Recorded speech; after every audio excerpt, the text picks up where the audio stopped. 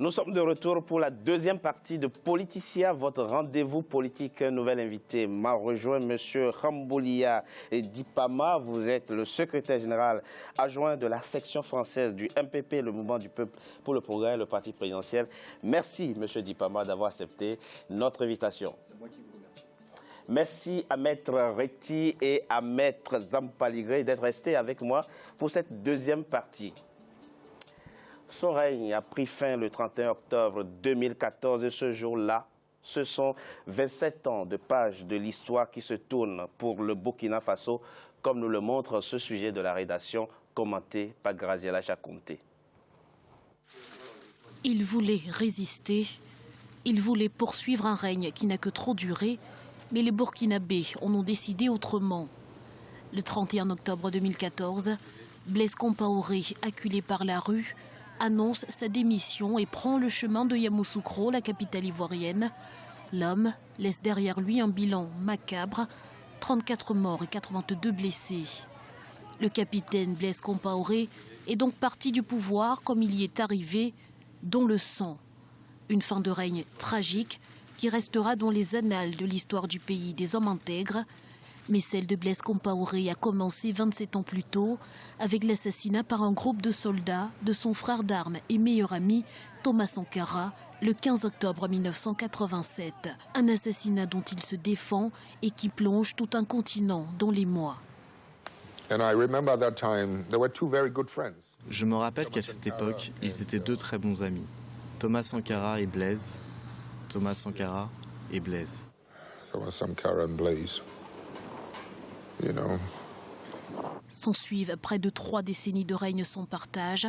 Pour ses détracteurs, l'homme usé à dessein de la fermeté, de l'intimidation et de la violence pour asseoir son pouvoir. Blaise Compaoré s'est donné tous les moyens de gouverner sans partage, en prenant soin de contrôler l'appareil d'État, l'exécutif, le parlementaire et aussi l'administration publique à travers un seul parti qui était ultra dominant et qui contrôlait toutes les structures de l'État. Un avis pas toujours partagé. On retiendra de l'homme le bâtisseur. Beaucoup de gens aiment dire que Thomas Sankara a fait découvrir le Burkina Faso et Blaise Compaoré l'a construit. Et ces deux personnalités se sont effectivement conjuguées dans les actions.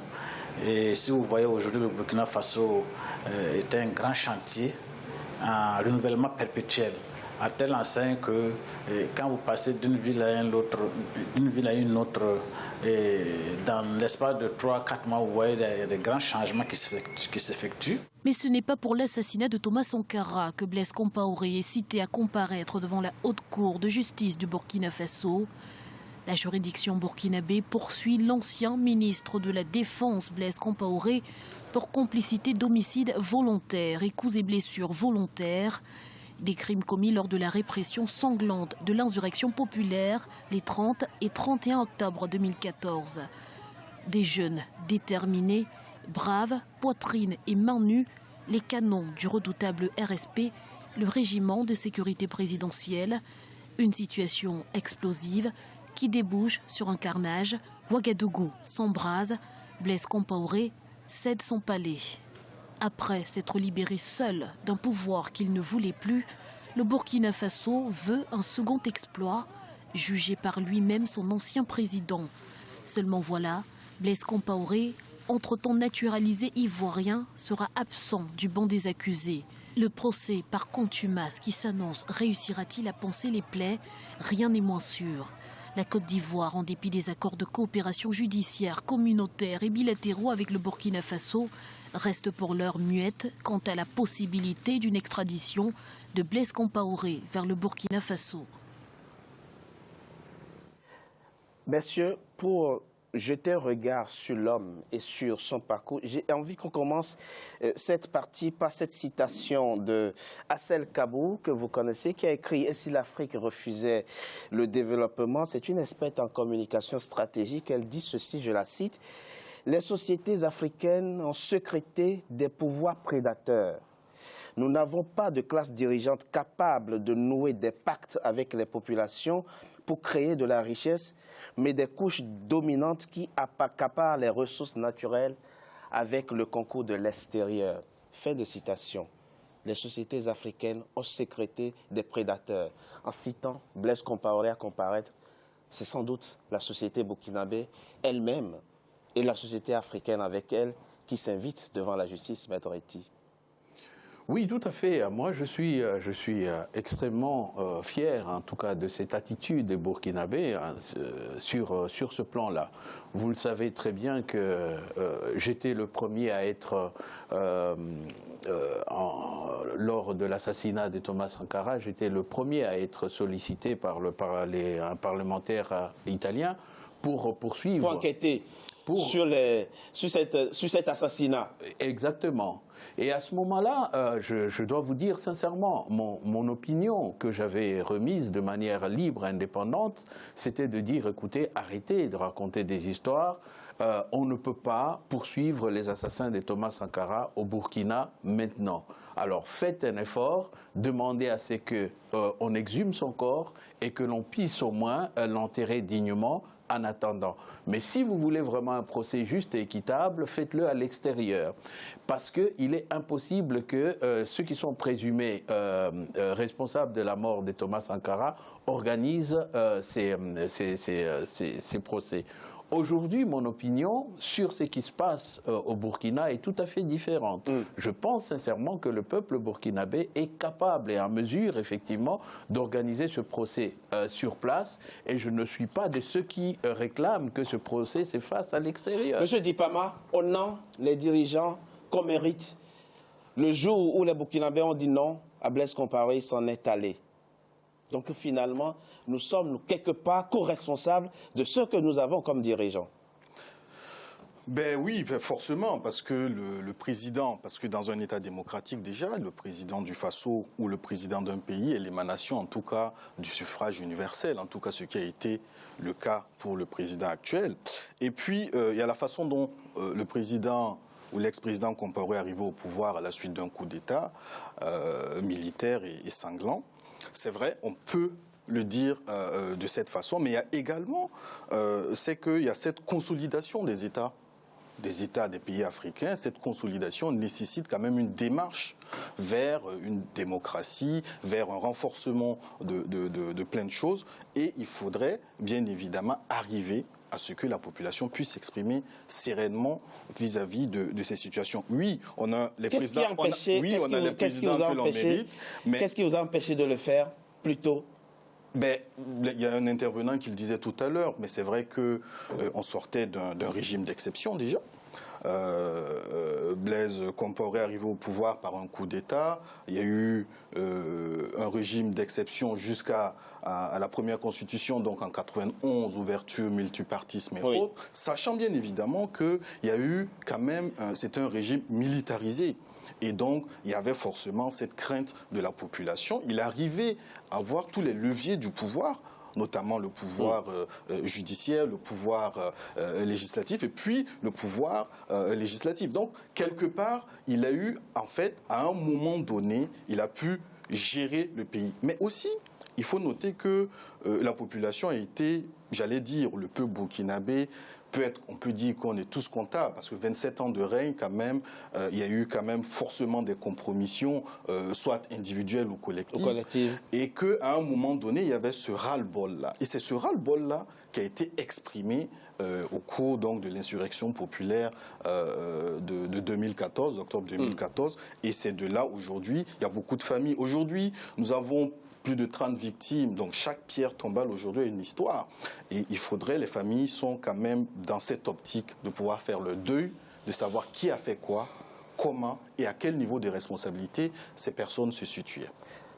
Maître Zampaligré, une autocratie est tombée au Burkina Faso, mais quand on jette un regard sur les 20 dernières années du continent, il y a sur le continent l'émergence d'une jeunesse plus exigeante, plus regardante et qui aspire à plus de liberté et de démocratie. Donc l'Afrique, la mondialisation passe partout. Oui. Et le Burkinabé de 1983-84 n'est plus le même que le Burkinabé d'aujourd'hui.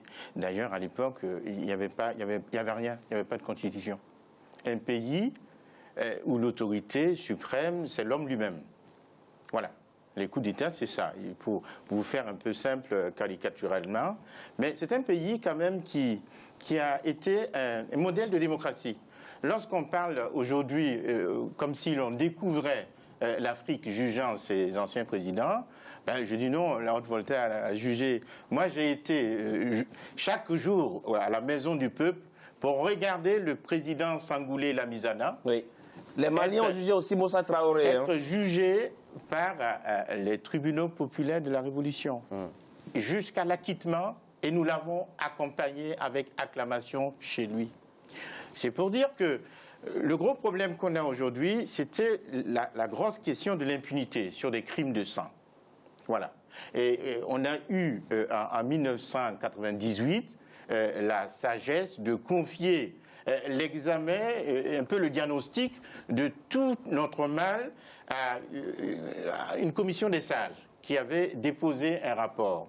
Et ce rapport prévoyait bien que l'on parte des crimes de 1960 jusqu'à nos jours. Le problème, c'est que aujourd'hui, on va peut-être juger M. Compaoré. Et il y a plus de 5000 dossiers. Il y a plus de 5000 dossiers et c'est le même pays et nous avons les mêmes familles de victimes qui implorent, qui veulent savoir pourquoi. Même entre des putschistes, et ils se sont fait des putschs, ils se sont assassinés et donc nous voulons en sortir. Et c'est heureux aujourd'hui que l'on prenne la mesure de la difficulté. Mais on souhaite être accompagnés parce que la justice ne doit pas être perçue comme quelque chose de malsain. La justice construit l'homme dans la société. C'est un processus de guérison et nous voulons demain continuer à bâtir ensemble. Nous n'avons pas de victimes, enfin de coupables à montrer aux yeux du monde. Nous avons nous-mêmes à nous sentir concernés par tout notre passé et l'assumer. Ça, c'est un bond qui va être beaucoup plus qualitatif. Il a beau être un pouvoir fort, Blaise Compaoré, vous y avez contribué d'une certaine manière, on doit l'assumer. C'est lui qui a amené une constitution en 1991. Avant, on dormait, on se réveillait soit dans la nuit parce que les canaux avaient tourné durablement, et on apprenait qu'un tel ou un tel n'était plus de ce monde parce qu'ils sont enterrés, et puis le pouvoir avait changé de main. Et ça, on a pensé qu'on a beaucoup évolué pour le Burkinabé d'aujourd'hui. Toutes ces critiques, toutes ces manifestations qui ont pu se faire, à l'époque, on ne pouvait pas du tout le faire. Hein. C'était assez dramatique. Mais je dois dire d'où nous venons et que je ne connais pas d'ange ni de démon. Je souhaiterais que l'on soit meilleurs demain ensemble. Que nous soyons meilleurs demain ensemble. Maître Reti, dites-nous très rapidement, on parle aujourd'hui du cas burkinabé comme d'un exploit. Un peuple, voilà une jeunesse qui a réussi à se débarrasser d'un pouvoir dont elle ne voulait plus. Pourquoi c'est finalement si compliqué sur le continent de partir pour les dirigeants que nous avons? Qu'est-ce qui explique cet attachement au pouvoir, cette soif du pouvoir éternel, alors que dans l'histoire précoloniale, les rois dirigeaient de façon collégiale, géraient les sociétés, les royaumes de façon collégiale, démocratique, puisque l'Afrique a inventé elle aussi la démocratie. Dites-nous, pourquoi, qu'est-ce qui explique cette rupture, maître? D'abord, vous parlez de la jeunesse qui se réveille, de la jeunesse qui se réveille.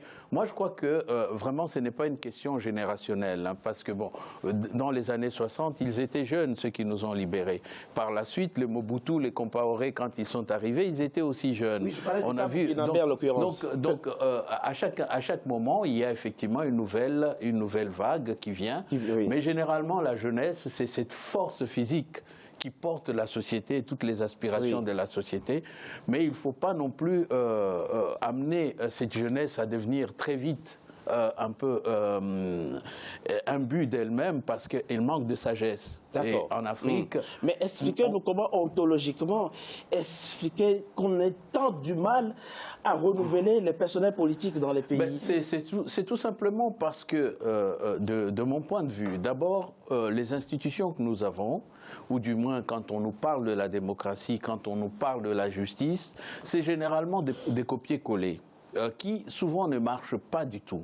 C'est qu'a dit mon excellent confrère et ce qui devait normalement inspirer tous les